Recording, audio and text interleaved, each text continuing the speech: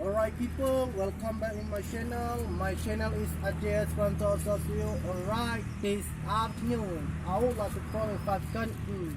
Like we call that garden. Celestia garden.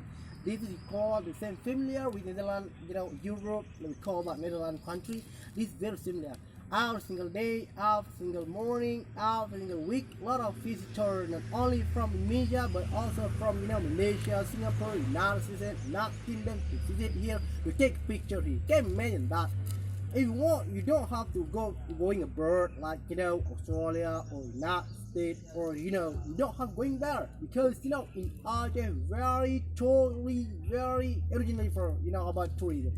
Tourism in Aceh very still clean and then very natural.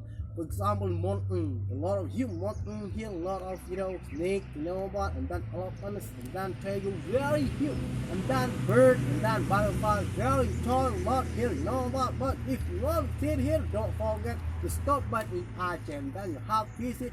We call about Panga or just garden here. It's very tall, awesome. All right. I myself, my name is Sabir Mandani. As to this guy, would like to promise Aceh 5 continents. Not Europe, Asia, Africa, Australia, Asia, and then including the United States is very tall. Alright, let's speed it up.